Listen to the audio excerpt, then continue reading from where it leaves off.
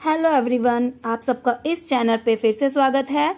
देखिए UP PCS की test series शुरू हो चुकी है और आज हमारा टेस्ट संख्या 15 है।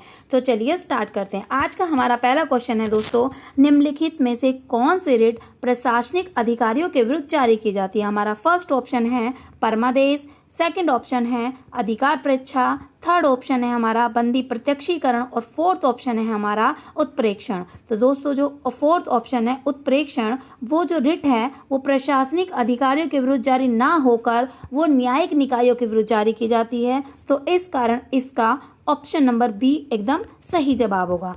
आर्टिकल 32 के तहत सुप्रीम कोर्ट रिट जारी कर सकता है, वहीं आर्टिकल 226 के तहत हाई कोर्ट रिट जारी करता है। प्रेक्षण रिट अधीनस्थ न्यायालय या न्यायिक अर्ध न्यायिक कार्य करने वाले निकायों के विरुद्ध जारी की जाती है। नेक्स्ट, भारतीय संविधान में वर्णित संरक्षणात्मक भेदभाव का मुख्य उद्देश्य क्या है। आपको बताना है संरक्षणात्मक भेदभाव का मुख्य उद्देश्य क्या है। दोस्तों इसका सही जवाब होगा हमारा ऑप्शन नंबर सी, सुविधा वंचित समूह को समाज के अन्य वर्गों के साथ बराबरी की प्रतिस्पर्धा में लाने हेतु किया गया प्रयास ही हमारा संरक्षणात्मक भेदभाव है।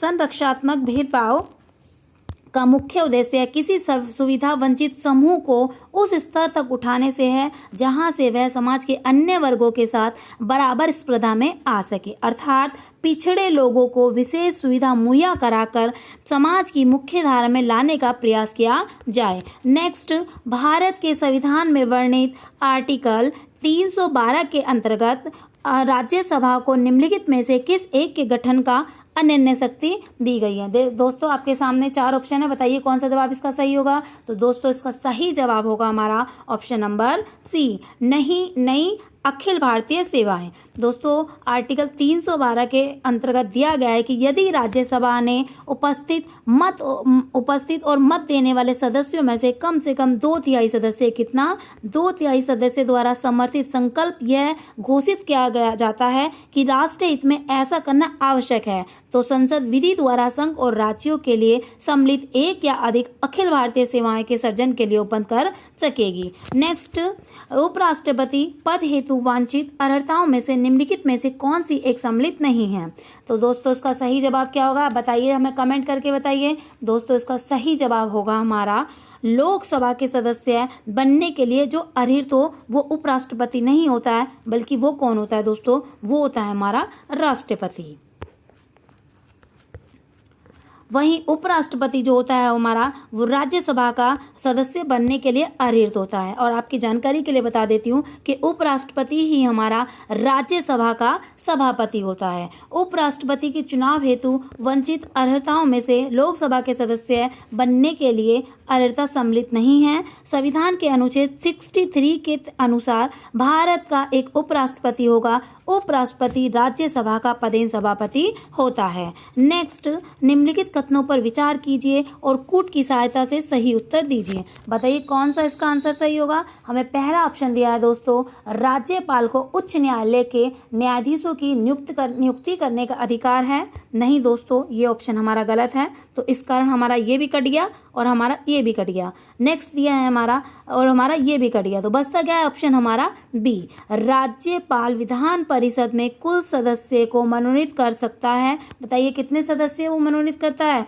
1/6 सदस्य जो हैं विधान परिषद के वो राज्यपाल द्वारा मनोनीत किए जाते हैं। दोस्तों भारतीय संविधान के अनुच्छेद 171 के तहत साहित्य, विज्ञान, कला, सहकारिता, समाज सेवा में विशिष्ट ज्ञान, व्यवहारिक अनुभव रखने वाले 1/6 सदस्य को राज्यपाल विधान परिषद में मनोनीत किया करता है। इसमें 112 करते हैं शायद, मतलब ये ग्रेजुएट वाले 112 करते हैं हमारे अध्यापक,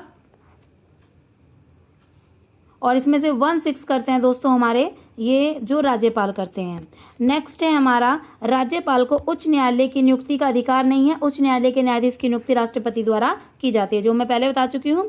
प्राक्कलन समिति के संदर्भ में कौन सा कथन सत्य है। आपके सामने 2 ऑप्शन दिए गए हैं। दोस्तों बताइए इसका आंसर सही क्या होगा। दोस्तों इसका सही जवाब होगा हमारा ऑप्शन नंबर बी, लोकसभा में बजट प्रस्तुत किए जाने के बाद प्राक्कलन समिति को क्या किया जाता है, बनाया जाता है। लोकसभा और राज्यसभा के दोनों सदस्य इसमें सम्मिलित होते हैं, नहीं, प्राक्कलन समिति में केवल लोकसभा के सदस्य ही सम्मिलित होते हैं। यह एक स्थायी समिति है जिसका गठन केवल लोकसभा के सदस्यों के द्वारा ही होता है। इसमें लोकसभा में बजट प्रस्तुत किए जाने के बाद इसका गठन किया जाता है। प्राक्कलन समिति में लोकसभा के 30 सदस्य होते हैं। आपको दोस्तों ये याद रखना है कि प्राक्कलन समिति में कितने सदस्य होते हैं, 30। ये क्वेश्चन पूछा जा सकता है। नेक्स्ट है, संविधान के अनुच्छेद 136 के संबंध में सही कथन चुने। बताइए कौन सा जवाब 136 के उसमें सही होगा। पहला दिया है हमारा, यह विशेष इजाजत से संबंधित है, तो ये एकदम सही है।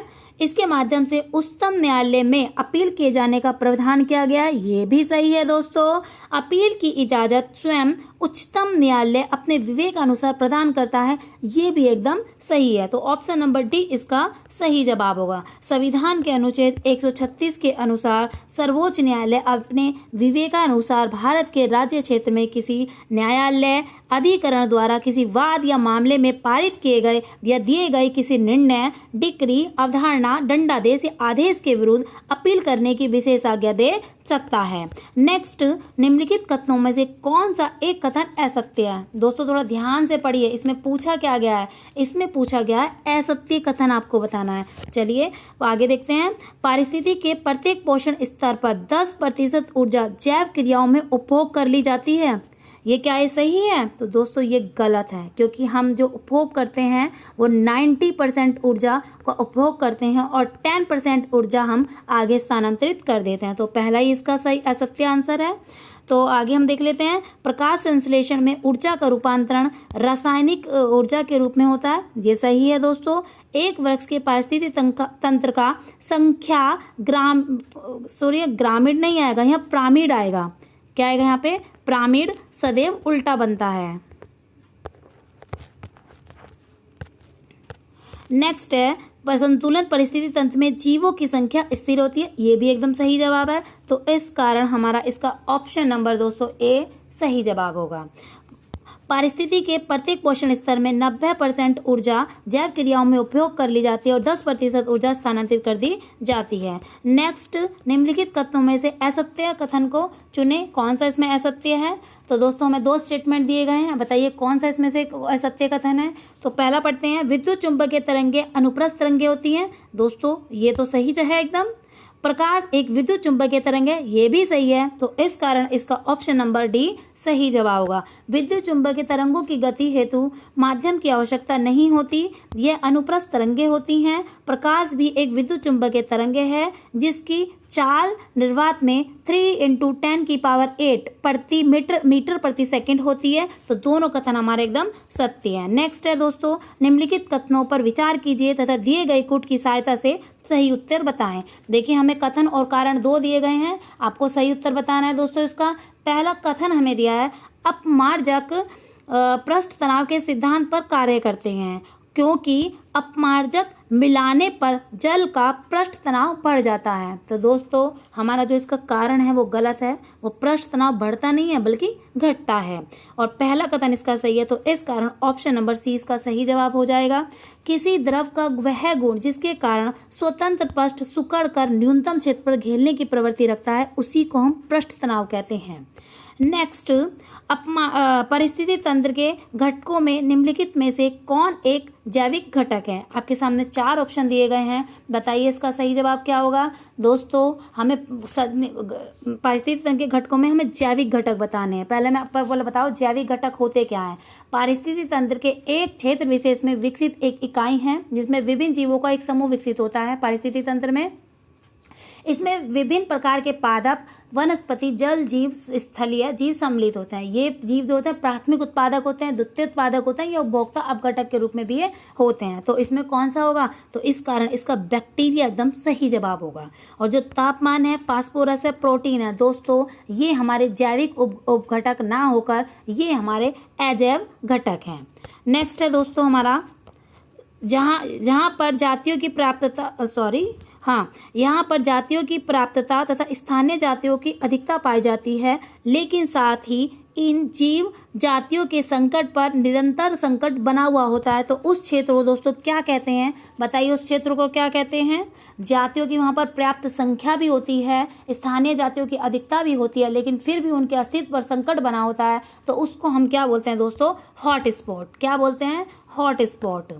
जहाँ पर जातियों की प्राप्त और स्थानीय जातियों की अधिकता होती है, लेकिन साथ ही इन जीवों के जातियों के अस्तित्व पर संकट भी बना होगा, उसे हम हॉट स्पॉट कहते हैं। नेक्स्ट है, कवक के संबंध में निम्नलिखित कथनों पर विचार कीजिए। LCD एक विभ्रमी पदार्थ है जो कवक द्वारा बनाया जाता है। क्या ये सही जवाब है दोस्तों? ये सही है, ये कवक के बारे में एकदम सत्य है।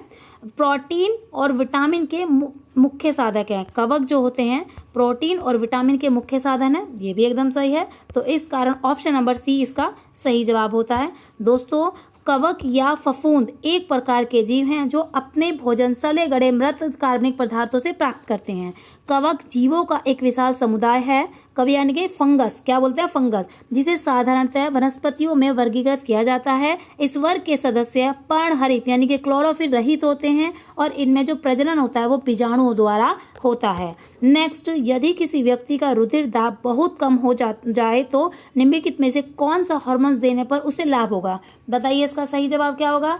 दोस्तों, इसका सही जवाब होगा हमारा ऑप्शन नंबर बी, एड्रेनेलिन। क्या होगा इसका सही जवाब? एड्रेनेलिन। अधिव्यक्त ग्रंथि यानी कि एड्रेनल ग्रंथि जो है कार्य जो हमारे शरीर के अंदर महत्वपूर्ण प्रक्रियाओं को नियंत्रित करने वाले वे हार्मोन्स को उत्पादित करती है। नेक्स्ट क्वेश्चन है दोस्तों हमारा, ऊतकों का अध्ययन निम्नलिखित में से किसके अंतर्गत किया जाता है? बताइए, ऊतकों का अध्ययन किसके अंतर्गत किया जाता है दोस्तों?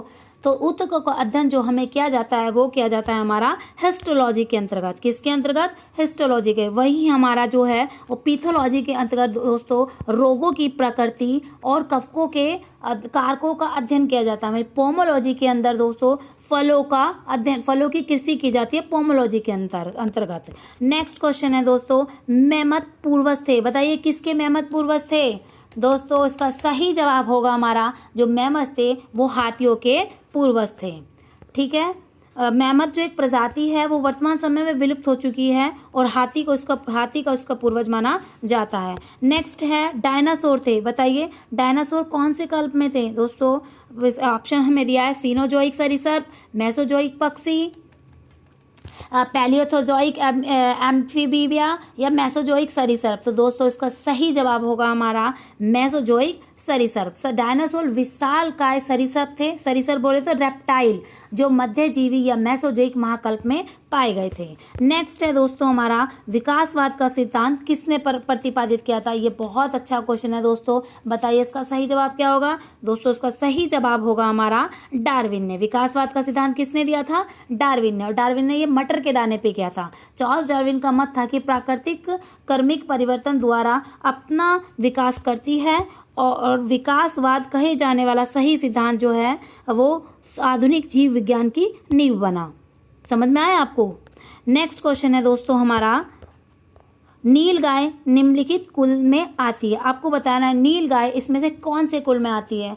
तो दोस्तों, इसका सही जवाब होगा हमारा ऑप्शन नंबर डी, हिरण कुल में आती है नील गाय। कौन से में? हिरण कुल में। नील गाय भारतवर्ष में पाए जाने वाली एक विशालतम मृग प्रजाति है। मृग उन जंतुओं को कहते हैं दोस्तों जिनमें स्थायी सींग होते हैं, अर्थात हिरणों के सींगों के समान ही नील गाय के सींग हर साल गिरकर नए नहीं उगते हैं। बस यही अंतर होता है इनमें। नेक्स्ट है दोस्तों, आज का हमारा नेक्स्ट और लास्ट क्वेश्चन है दोस्तों, एम्फीबिया बताते हैं। बताइए, कौन होते हैं एम्फीबिया? एम्फीबिया होते हैं उभयचर। आपको इंग्लिश और हिंदी दोनों का वर्जन पढ़ना होता है, पढ़ा कीजिए, क्योंकि हमारे क्वेश्चन में ऐसे दे दिया जाता है लास्ट में कि हमें इंग्लिश वर्जन दे दिया जाता है और हमें इसका हिंदी वर्जन पता होता है, तो इस कारण हम क्वेश्चनों को गलत कर आते हैं। तो आप बताइए, एम्फीबिया बताते हैं। अब एम्फीबिया यानी कि उभयचर, तो उभयचर तो आप बता ही सकते हैं, ऑप्शन नंबर डी। स्थल और जल दोनों पर रह सकने वाले पशुओं को हम एम्फीबिया कहते हैं। एम्फीबिया अर्थात उभयचर वर्ग के अंतर्गत ऐसे जंतु आते हैं जो दोस्तों जिनके शरीर जलीय और स्थलीय दोनों प्रकार के जीवन में उपयोजित होता है, परंतु यह जंतु जो होते हैं वो असमतापी होते हैं। और असमतापी किसको कहते हैं? जिनके शरीर का तापमान वातावरण के ताप के अनुसार घटता बढ़ता रहता है, जैसे मेंढक और ट्रोड इत्यादि। तो दोस्तों, आपको हमारा वीडियो पसंद आया है तो प्लीज इसको लाइक कीजिए, चैनल को सब्सक्राइब कीजिए और इसको शेयर कीजिए। तो दोस्तों, आज के लिए इतना ही। Thank you so